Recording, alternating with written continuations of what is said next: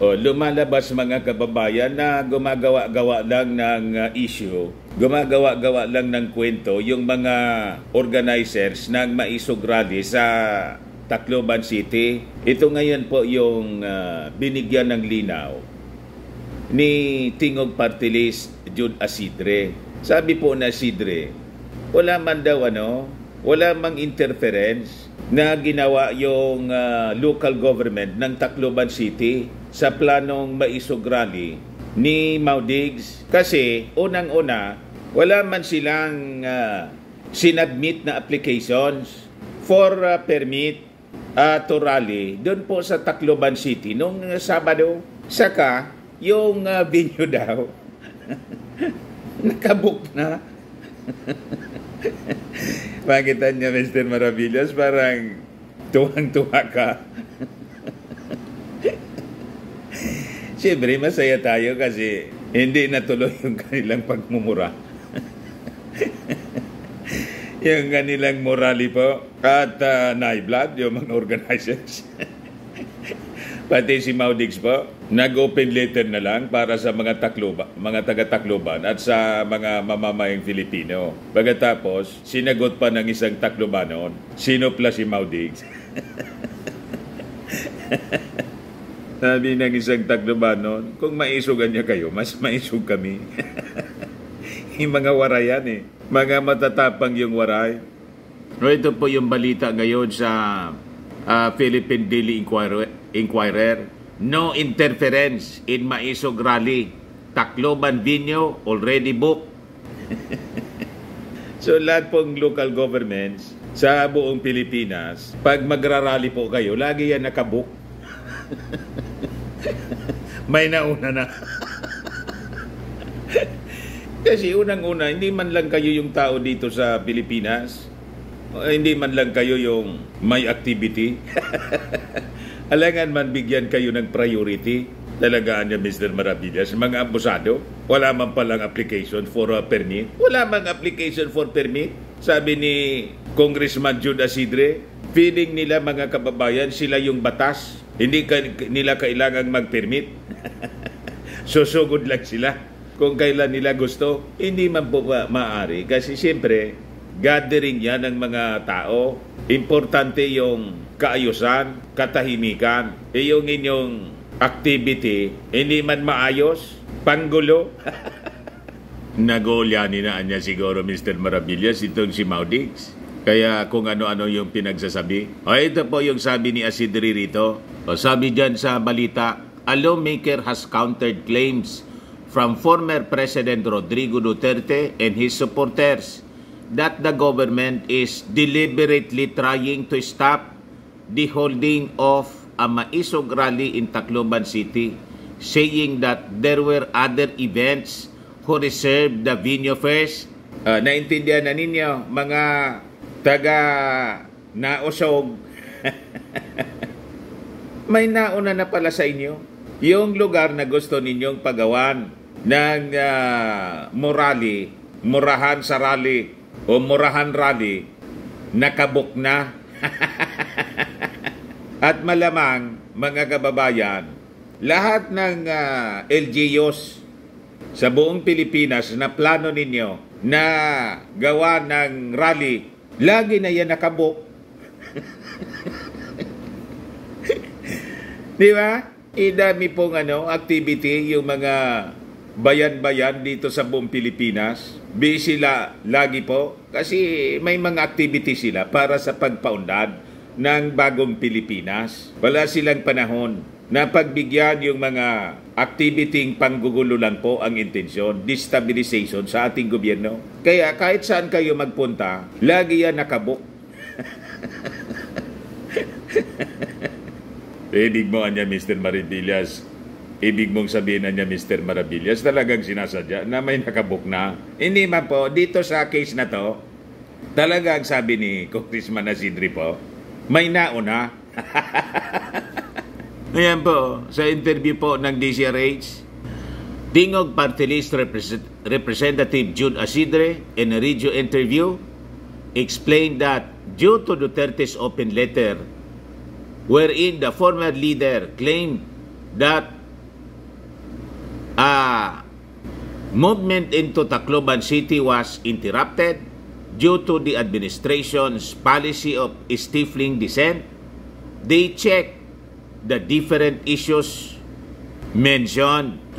Sabi po ni Asidri, wala niyang ganun na may deliberate efforts to stop Maisog Rally sa Tacloban na baluarte ni Speaker Martin Romualdez at pinsan ng ating Pangulong Bongbong. Sabi po ni Asidre, aside from Typhoon Aghon, which moved near the eastern portion of the country, yung Maisog Rally did not pass through because the trucks that Duterte supporters claimed were parked at the Remedios Trinidad Romualdez or RTR Plaza were actually part of a roadshow for heavy equipment machinery. Ayun.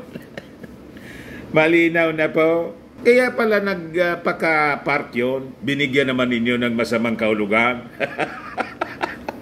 Na pinarangan niya, ipinark doon yung mga dambuhalang heavy equipment para hindi makapasok yung mga tao na mag-attend sa rally. Unang-una, sino man mag-attend dyan sa murali ninyo? Yung pinili ninyong venue, baluarte ng mga Romualdez, Marcos, wala mang makikisama dyan sa inyo. Tama? So gagawin ninyo, siyempre mag-aakot kayo ng mga tao kung saan probinsya. Cancel yung flights. Yung land travel po at sea travel, ganon din. Malakas na yung hangin po at malakas yung pag-uulan. Ano niya Mr. Maravillas yung brownout doon sa hotel na reklamo ng organizer na pati yung hotel 2 days na walang kuryente. Paanong nagkataon? Paraan niya talaga Mr. Maravillas, sinadya. Malamang sinadya. Diba? Kasi nga Tacloban, ayaw ng mga waray, kaya siguro gumawa na lang ng paraan. Tama po? Ayaw nga ng mga Taclobanos. Mahal nila yung ating Pangulong Bongbong Marcos at si Martin Romualdez. Kaya siguro gumawa ng paraan para mapalayas kayo dyan. Ito, kung guman lang po, mga analysis ko. Pero, siyempre, yun ang sabi ng hotel. Saka normal man po yung pag-brownout ngayon. Dito nga sa amin, sunod-sunod yung brownout po. Kasi yung mga previous administrations po, wala man pinagawa na mga planta ng kuryente. Yan tuloy. Yung mga investment sa energy po, na in-invite ng ating Pangulong Bongbong Marcos na pumasok, nagsisimula pa lang. It will take years before na maging operational. Pinabayaan ng mga nakarang administrasyon. At isa pa, siyempre, malakas yung angin, normal yung mag-pronounce dyan sa Tacloban City. Kaya yung mga rason ninyo na mga taga-Maisog po, mga taga-Nausog, walang base po, baseless. Paninira lang po yung mga pinagsasabi ninyo. Gumagawa lang kayo ng issue. Ang totoo niyan, talagang you failed na makaipon ng tao. Unang-una, masama yung panahon. Pangalawa, wala kayong ma-invite dyan sa Tacloban. Tama? Kaya gumagawa na lang kayo ng issue para siraan yung ating administrasyon. Sasabihin ninyo, ginigipit kayo. Iyon pala, wala man nga kayong application for permit na makapag-rally. Feeling ninyo kasi kayo ang gobyerno. Hindi man po maaari ang ganon. So, may roadshow pala, kaya yung mga heavy equipments doon, participant, sabi po ni Congressman Asidrio, the roadshow, the lawmaker said, ask for a permit as early as May 10.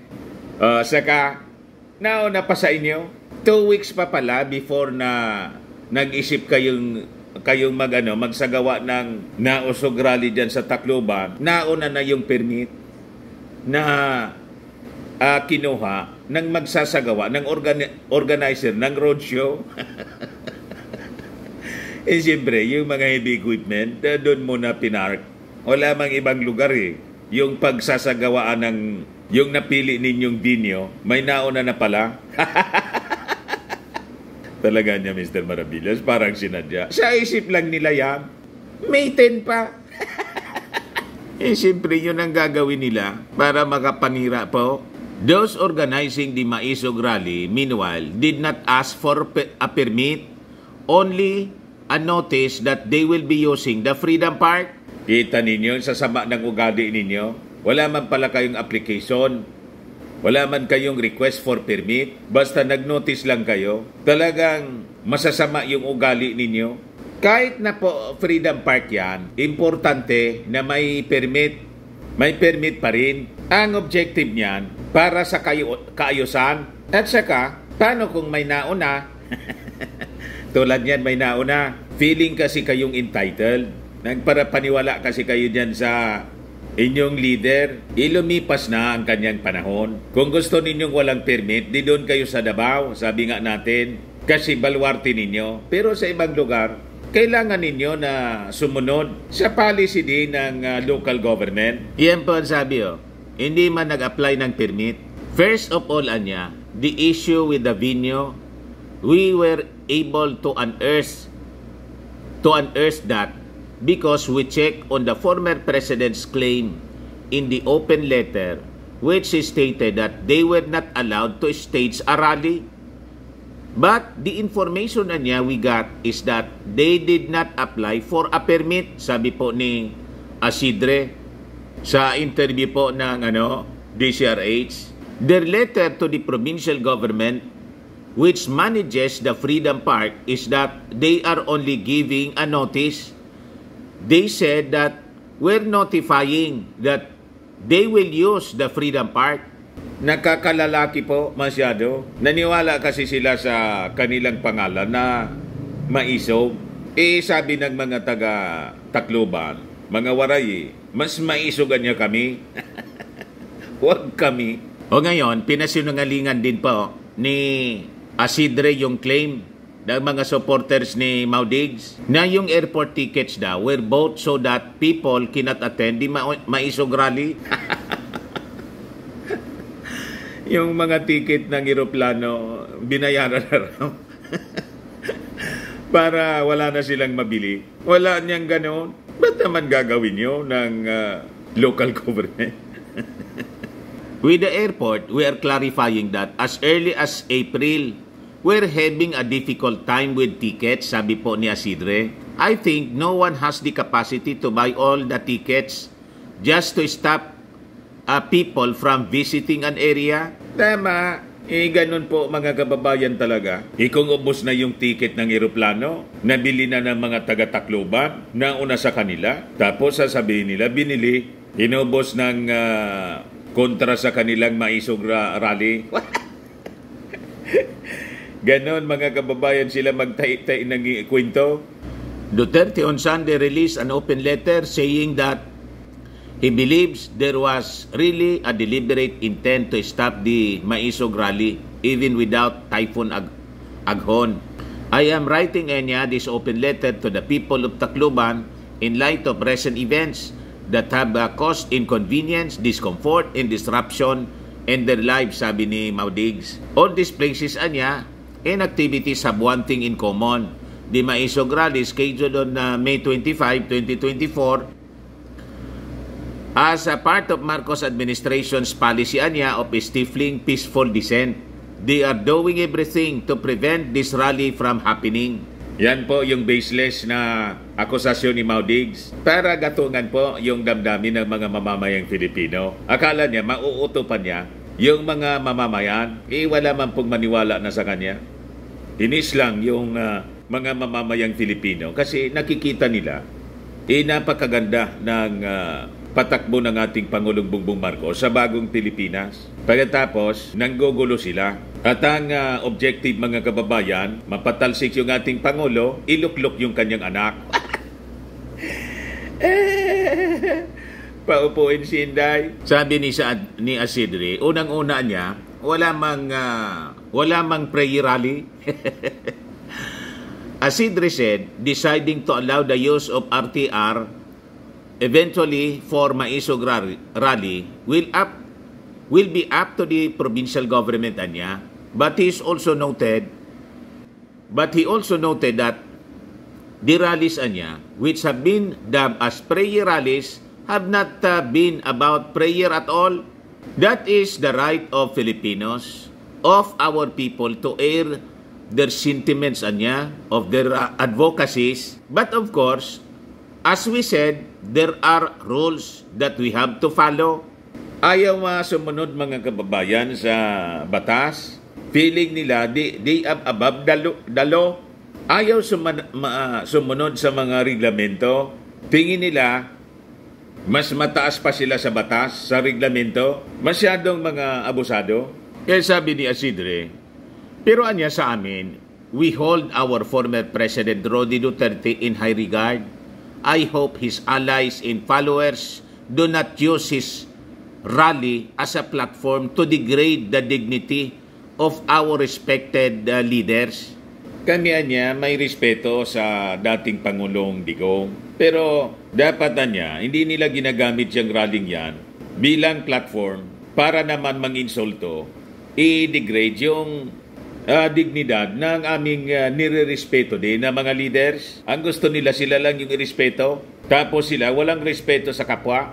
Tawag sa ating Pangulong Bongbong Marcos, bangag, pinapaliguan po ng mga masasamang salita yung ating Pangulong Bongbong Marcos.